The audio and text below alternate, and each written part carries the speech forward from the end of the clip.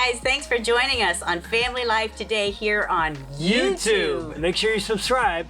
You don't want to miss any episodes, so hit the little bell and you'll get notifications and you won't miss anything. And if this encourages you, like it and share it with your friends. Yeah, share it with your friends. Yeah, welcome to Family Life Today. All right, so bringing our firstborn home from the hospital. Oh, yes. You know what, 30, how old is he? 35 years ago. All right, so CJ, 35 years old now, married, but when he was an infant, brought him home, put him in the crib in our rental house. Remember that place? Yes. And literally stood over the crib looking down, and what was I thinking? I have no idea what to do with That's this exactly child. what I was thinking. Yes, I was like, thinking I have the same. No clue.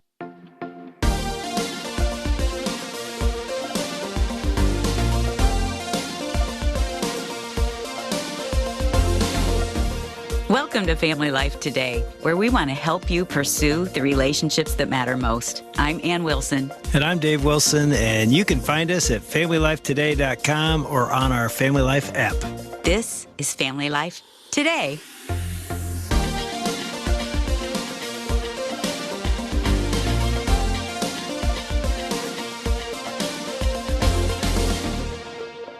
You were thinking it too, but I also was thinking I never had a dad, so I don't know how to be a dad. I've never had a baby. I remember picking up your brother's Ted when he was a baby, and everybody in the house was throwing him up in the air, and I'd never done that because I'd never been around babies, so I'd take him and throw him up in the air, and he hits the ceiling. Remember that? Yes. Everybody looked at me like, are you clueless? So there I am. Now I'm a dad, and I have no clue what to do.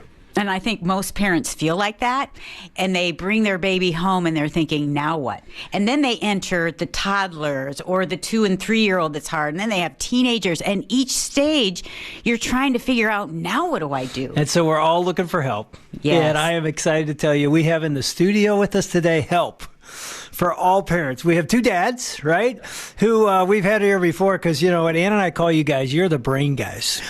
We've got Dr. Mark Warner with us today and Chris Coursey. You've been with us before. We're going to say welcome back to Family Life Today. Thank you. Appreciate it. It's good to be here. 2 years ago, you were here. You wrote a book called The 4 Habits of Joy-Filled Marriages. Did I say it right? You did. You did. And I got to tell you, you don't know this, but after that time with you guys, we stole that material. I preached it at my church. We actually did a message on it on the Family Life Love Like You Mean It cruise. We did. Wow, They asked us We to gave do you a credit. workshop. Thank you. No, I don't think we gave Medi credit. Awesome. We took all the credit. Yeah. No, we actually did because it was enlightening to us and to anyone that reads and hears this, how the brain functions in terms of joy. So all I got to say is I got to give you guys proper credentials. Marcus is a conference speaker and author who has spent over 30 years helping people organize and navigate some of life's toughest challenges. You're the president of Deeper Walk International, which is what?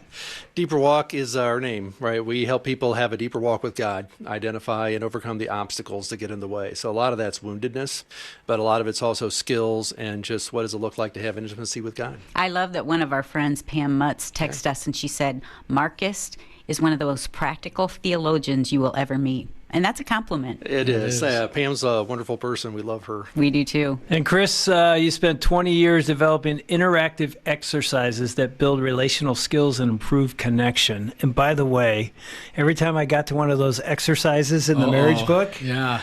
right? I'm was like, so I'm not doing excited, this. Chris. I'm like, not this is doing amazing. this. Yeah. I always I was the guy saying, no, I'm not going to do this stupid exercise. right. And Oh, then yeah. you do it and you're like, oh my goodness, it works. Just looking does. at each other Yeah. and smiling like, what is happening right now Yeah. to my heart? I was loving it. Yeah, so let's talk about your new book, The 4 Habits of Raising Joy-Filled Kids, a simple model for developing your child's maturity at every stage. Now, Parents are leaning in right now. They're like, wait, we're going to talk about this and we're going to talk about brain science with it? Yeah, I mean, that's why, explain what I mean by you're the brain guys. Yeah, well, both of us were mentored by Dr. Jim Wilder, who is a brain science researcher. He ran a counseling center in Southern California for 30 years. And he was in on the original stuff coming out of the UCLA Med Center when they first were able to take three-dimensional pictures of the brain. So he's been studying this stuff, and he's really about 10 years ahead in creating exercises and putting this into practice. How do you actually help people get better? And so Chris, was mentored by Jim, and the two of them, it was working with Jim that Chris began developing exercises to help help people learn this is what it looks like to live with greater joy. Because one of the things we find out is nobody ever says, my problem is I just got too much joy. I think I'm going to go, I'm going to go to therapy this week because I just said, nobody says that, right? So what is it about joy that is so contagious, so important? And finding out that it's literally the fuel that on which the brain works has been driving a lot of what we've been doing. I mean, every person I know, including all of us sitting here right now and every person listening, is longing for joy. We're on a search for joy. Yeah. And you've even talked about how the brain has a joy switch. That's one of your other books. Yes. Well, your brain's an amplifier. God made our brain to amplify something, and usually it will amplify whatever's in the environment. So if it's if it's trained on joy, you can even go into a bad day and yet you can still amplify joy even under the really tough conditions. But if your brain is not trained by joy, you ever talk to someone and they're mad, and next thing you know, you're mad, or they're anxious, and next thing you know, you're anxious. That's called marriage. Yes. Yes. And it's contagious. So Marcus and I wanted to give a language that, joy is possible. God designed the human brain to run on glad to be together joy, where faces light up. You hear it in the voice. You see it in the mannerisms. You see it in the body. That you walk into that room and somebody is glad it's you that just walked through that door. And you're saying this is really important because those words, joy-filled, are both in your marriage book and in this parenting book. Joy-filled. You're saying this is one of the most important things you can bring into a family or a home. Why is that? Yeah, most people think joy is the icing on the cake of life, but it's actually the fuel that drives it. And what happens is your life is either going to be run on joy or fear. It's really, those are the two fuels. And so what we're saying is we want joy-filled kids, and the opposite would be fear-filled kids, right? Nobody wants to raise a fear-filled kid. So if we're going to help them overcome those fears, they have to learn, how do I get back to joy from my various emotions? Because we all feel shame, we all feel anger, we all feel all of the emotions. The question is, can I recover from those? Can I stay myself when I feel those? That's what maturity is all about. And joy and maturity are actually directly related. You think about the most mature people in your life are the ones that you go to when you need to get some joy back. Right? It's like, I need to talk to somebody who's going to help me get my joy back. And you look for someone mature who isn't going to be overwhelmed by what you're saying, isn't going to get blown away by this. They've got enough capacity to handle what you're talking about. In the same way, we want our kids to have capacity. We want them to have that emotional capacity to be able to do the hard things in life and still live with joy. I mean, I'm thinking of James 1. Did you think that too? Like, consider it all joy, my brothers, when you encounter various trials. Yes. So is James saying that too? No matter the trials that you're going through, the persecution which the church was going through, you can still be joy-filled regardless of your circumstances? That's right. And that's a very important distinction that Marcus and I make in the book, that happiness is just, I'm happy because a new movie's coming out and I've been wanting to see this movie. Joy is, I'm going to share this with you, even the trials, even the tribulations. I'm not alone, for someone is with me. And we have a God who is a good shepherd who's glad to be with his sheep. And so when we think about God being with us, I mean, part of what's beautiful about heaven is we know that joy is going to be there, that God is going to be glad to be with us. And so what Marcus and I are trying to do here is share this message that, joy is a reflection of heaven, and the brain is designed for joy, that literally when you see someone light up to see you, it physically changes your brain. Your brain is changed every time you see someone light up to see you. Like, that's just powerful. That, like right there, your brain is changed when someone lights up when they see you. Yeah. Absolutely. Literally. Yeah. And I think as a parent, when you were talking about fear-based, joy-based with our kids, my first thought was, well, what about us as parents? Because I think we live often in fear. As a parent, we're afraid of so many things. When they're little kids, you think, they're afraid they're going to get hurt. And then they become teenagers. You're like, oh, I used to be afraid. Now I'm really afraid, because now they're making the decisions that are life-altering. So how does a parent, because I'm guessing you're going to say a parent sort of has to carry joy if he wants to pass it on to his kids. So how do we get from fear to joy? Yeah, that's kind of shocking, isn't it? Most of the problems that we run into as parents come from our own fears. So our opening chapter is, why is parenting so hard? And the fundamental answer is, we're afraid. And that is, one of the reasons we're afraid is we can be afraid because we know we don't have skills. We know we grew up in a home that lacked skill. So you're like, this is Dave and I when we bring our son. Exactly. Like, we have terrible backgrounds. We're going to mess this up. So we're fear-filled. So you start off fear-based, and that leads to one of two results. You either underparent or you overparent. right? So if you underparent, I'm avoiding parenting because I'm afraid I'm going to mess this up. When I overparent, I'm trying to control everything because I'm afraid I'm going to mess this up. You have just diagnosed the two of us. Okay. Well, there you go. Well, who's the over-under? I am definitely the over. And I'm the under. Yeah. Just want to make sure she knew. Yeah. And I always thought I was right and she was wrong, but you're saying both are wrong. Or you're saying both are fear-based. Both are fear-based. It's a completely different system in the brain. So when you run on fear, you're just trying to solve a problem. It's not relational. You don't need the relational parts of your brain to just solve a problem. My son's about to run into the street. I just have to stop that. Your brain doesn't need all the relational pieces. It just, okay, there's a problem, fix it. And so joy is desire driven. That means, hey, I really want to be with you. I'm glad that you're here. I'm glad that it's you. And I'm glad we're in this together. So I'm the under sort of guy, and again, you're making me sound like I have no rules and no boundaries. I always had that, but there was a tendency for me to say, let them go. What's the fear in that? What am I afraid of? Well, some of that's good. Yeah. Right. Now, you hear that, honey? Some of that's is good. All right. So what is happening here is that what we want is our kids to learn how to face their fears and not be afraid of them. But what makes that possible is that they know that we're going to be there with them. They're not going to be alone in it. What really messes kids up, to a certain extent, is when they get in these overwhelming emotions and they're essentially said, well, go to your room until you figure it out. And like, I'm 3 years old, and I'm feeling rage, and I just called you an idiot, right? Because I'm 3 and you're, standing in front of me and I'm mad. You're like, we don't do that here. You go to your room, young man. And we're dealing with the problem, but we're not dealing with the person, right? So what we're talking about here is getting away from that left brain parenting that treats our kids like problems to be solved and getting into the right brain parenting that treats them like people, connects to them, attunes to them like people first, and then gets to the problem solving second. At the end of the day, as parents, we have to learn how to manage what we feel, right? And I'm as good as my ability to manage what I feel. And so my children are watching me. How does daddy handle this big feeling? Because ultimately our children will learn by our example, good, bad, or ugly, right? Your relational brain learns by watching other people.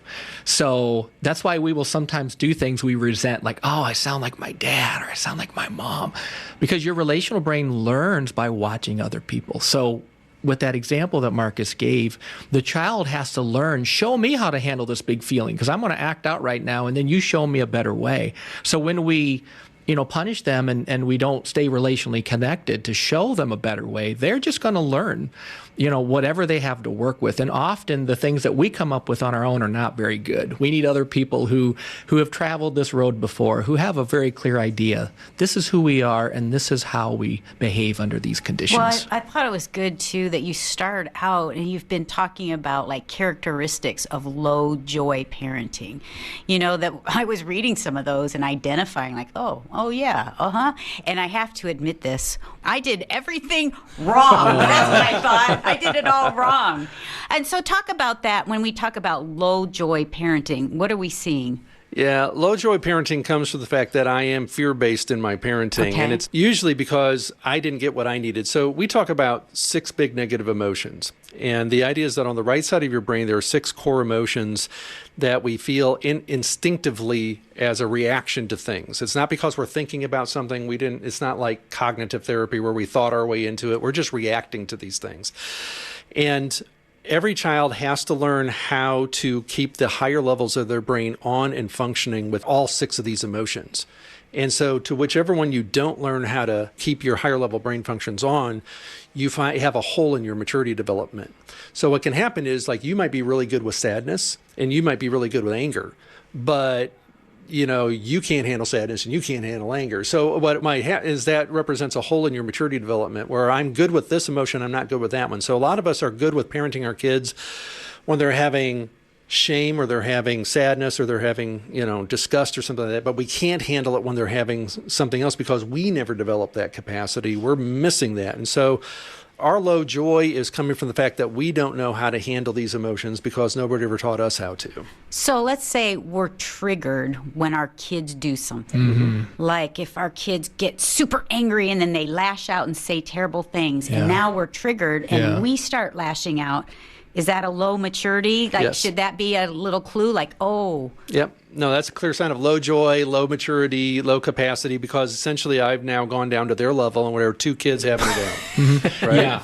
And it's really helpful to know your children, they're looking for an example of, you show me how to navigate this, show me how to manage what I feel. And right now I'm really mad and I'm going to do what I know to do.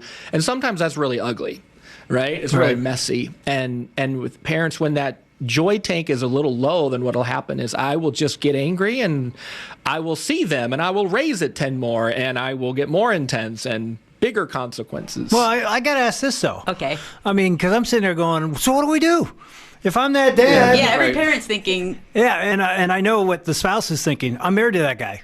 I don't have the problem, but he has the problem or she has the Yeah. problem. So it's like the dad or the mom isn't mature enough to even see what they're doing. You know, a third party can see it. You can see it at the grocery store in aisle 7. Like, look at that parent. But we have a hard time seeing it when we're doing it. So how does it's like an immature parent is what you're saying, right? A low joy parent. How do we grow up? Well, one of the things Marcus and I talk about in the book is, in those moments, we want to remember quieting is a good thing. Anytime I can pause and quiet, that actually helps me to catch my breath. So with my children, if in those moments where there's a blow up and I find I'm really angry, the first thing I'll do is I got to pause, I got to breathe, I want to get relational again. And we also have exercises in the book where we have parents get together with other parents and tell your failure stories, but how you learned something valuable. That's good. And so you hear these redemptive stories from others. Okay, well, give me an example when you lost it with your child and how did you recover? How did you handle that? And your brain also learns from stories. Yeah. So if I don't have that joy or I don't have that particular skill, but I know some friends who are really good at that skill, I could say, Marcus, hey, I've noticed you're really good at handling your anger with your children. Could you tell me some stories of times? Like, how did you learn this? And give me some examples of how you did this. That basically updates your brain. So the next time you get angry, your brain says, oh, wait a minute, I have something on file here. I can pull from that file and use that. So a lot of the times as parents, we just need And that's something I don't examples. think parents do a lot of. We do because marriage. we're shame-filled. Well, I mean, in some ways, even in the church, we have marriage small groups. You don't have as many parenting small groups where you get parents in a room, like you're saying, and saying, hey, let's talk. You got teenagers. I've got a 4-year-old. What did you learn when you had a little guy, and what I need to do, and vice versa? There should be a small group that comes out soon, about that. Maybe there is one called No Perfect Parents. Okay, anyway, that's the end of my little ad. But what were you going to say, Marcus, about that? Well, as I say, the title of our book is The 4 Habits, right? And the first of the 2 habits are directly related to this. And the first one's attuning. And what attuning is essentially is reading body language. So the first job of the parent is to read your kid's body language. And if you see that they are really angry from their body language, then you go to the next one, which is help them bounce back from their anger. So you do that by validating it. And you validate it non-verbally. So you're like, well, what do I do? So you non-verbally validate the emotion. And so maybe you get an angry face look on your face too, like, oh, you're really angry, aren't you? And then you use words like, yeah, clearly you're really angry about this. This is really making you mad. And then like, why don't we both take a deep breath? Right now, I'm going to comfort this. I'm going to say, don't worry, this isn't going to happen. This isn't going to happen. Let's look at it a new way. Let's come up with a new plan. And my goal is to get them back to feeling like themselves. And then we'll deal with correcting what's going on. So that's the C, is correct with care. Attune, bounce back, correct Attune, with care. bounce back, correct with care. So you take terrible twos, for example. The biggest mistake most people make in the terrible twos is they're completely behavior focused. And they just want this to stop, right? I don't want this attitude. I don't want this, explosion. I just want it to stop. And so they skip attuning and they skip helping the kid bounce back emotionally. And they go straight to correcting the behavior. And what we're saying is that correcting the behavior is a left brain task that is treating the child like a problem. We need to make sure we treat them like a child first, help them recover emotionally, give them a model of how that I'm not overwhelmed by your anger. It's not in my world that you're mad at me. That's a sign of maturity. Right? If them getting angry at me changes who I am into a different person, that says more about my maturity level than them. Every parent right now is like, oh, no. And it's very important here because this is really helpful for parents. Look, the worst conditions for the brain to process pain is when I feel alone. The moment I feel alone, that puts me in the toughest conditions to manage what I'm feeling. So what Marcus is saying is very important, because what we're saying to our children is, look, there might need to be some consequences here, but right now I see you, I hear you. We're in this together. We're going to get through it. And that says, hey, you're not alone. And that actually helps your child to have the best chances of recovering and correcting the behavior afterwards. So this is big. When I was reading this, and as I was thinking about this attuning part, that's the part that I didn't do. And I skipped straight to correcting, because I'm thinking, this is my job as a parent. I'm going to teach you, train you, and correct you. But it was interesting. We've just had lunch together, and it's been great as we've been talking about this. Like, Chris, you are the most attuning person and validating person I've ever met. Aww. I'm sharing these stories at lunch. He's, I felt like, this guy hears me. He sees what I'm saying. And it's very I'm feeling like you're saying the guy you're married to doesn't. No, what I'm realizing is I didn't do that to our kids. Like, just to validate, you're really mad. And what you guys are saying is what Yeah. Anne feels is what our child feels, right? Yeah. When we as a parent attune. Yes. Yeah, it's like weeping with those who weep would be the biblical way of looking at this. Let's just weep. I see you're sad. I'm going to share it. And the good thing is, with a little bit of practice, this is a habit. I don't even realize I'm doing it. Like, I didn't realize I was doing it. Do you see it, Marcus? No, Chris is definitely the most attuning person, male especially, that I've Yes. he's And I like, don't even realize it, just because it's just these habits I've learned. Now, when I started my journey, there was no way I would have minimized. I wouldn't have been able to enter in. I definitely wouldn't have been able to validate, because I didn't grow up with these skills. This is just because of some work in my own life to get here. So it's encouraging to hear that, because it didn't come naturally. Well, we've actually That is good to hear. spent most time on the first of the 4 habits, the tuning. But let me end with this. What would you say to a person or mom or dad who's like, I'm just really bad at that? How do I get better at attuning?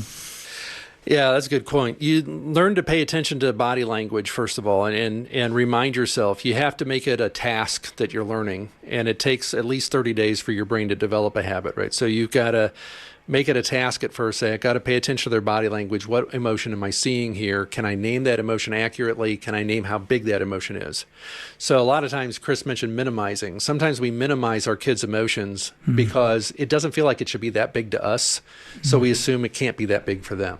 And we're afraid they're going to become whiners and dramatic. And so there we get again into the fear. Yes, that's right. Exactly. And so the thing to do there is to meet them in how big it is for them, and then help them dial it back down from there. So instead of just saying, don't ever get that big with your emotions, just stay at this level, which is kind of the message we send. We need to meet them in how big this is for them, and then help them dial it back. Yeah, and that's why this is good for parents to do as a group, like you mentioned. To do these things as a group. We can see where I'm weak, you're strong. Where you're weak, I might be strong. And so doing this with other parents really is valuable. And it's interesting, as I'm smiling, because as I listen to you, I'm like, that takes so much maturity. It's like you're being so rational, and when I'm in that moment, I'm so irrational. But you said it earlier, it's like, it's a moment to pause and go, okay, take a deep breath. This isn't just for the kid. This is for mom and dad to go, take a deep breath. What's the first habit? Attune. Okay. I mean, it actually can be done, right? I mean, as I hear you say that, I'm like, this can be done. This can change a home's culture and environment and atmosphere if a parent can learn to, okay, I'm going to start with understanding their emotion and matching that, and then walking them with me out of it. That's a beautiful process. I was thinking too, Dave, as you said that, I think as we take a breath and we take a step back, just to say a quick prayer too. Yeah. Because God's in it. He helps us to kind of regulate and to take a breath and to get perspective. And the Holy Spirit, I mean, when you look at the fruit of the Spirit, even love, joy, peace, patience, kindness, He's always there to help if we ask Him.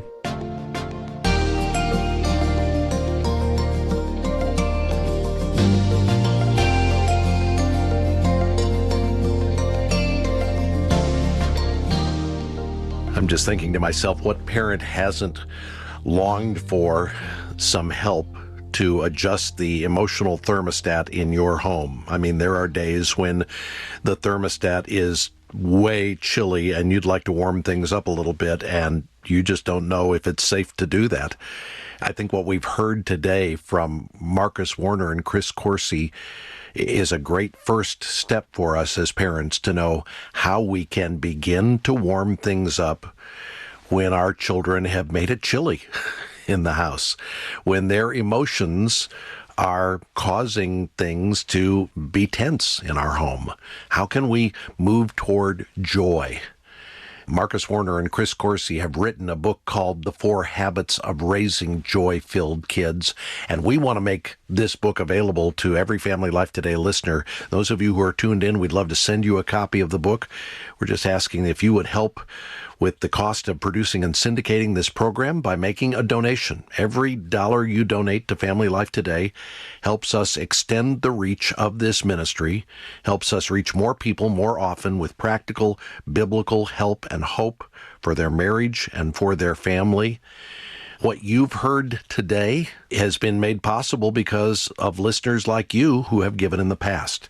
So if you're a regular Family Life Today listener and you've never made a donation to Family Life Today, or if you're a Family Life Today listener who's donated in the past, but maybe it's been a while, make a donation today and ask for your copy of the book, The 4 Habits of Raising Joy-Filled Kids, when you get in touch with us.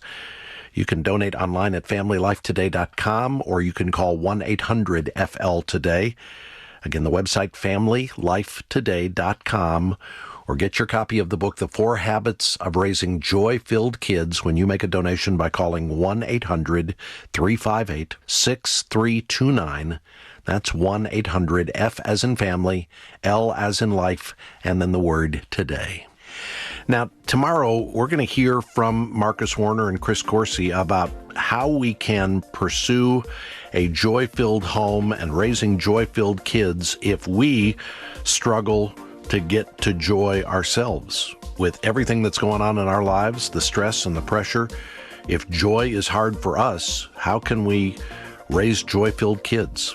We'll hear more about that tomorrow. Hope you can be with us for that. On behalf of our hosts, Dave and Ann Wilson, I'm Bob Lepine. We'll see you back next time for another edition of Family Life Today.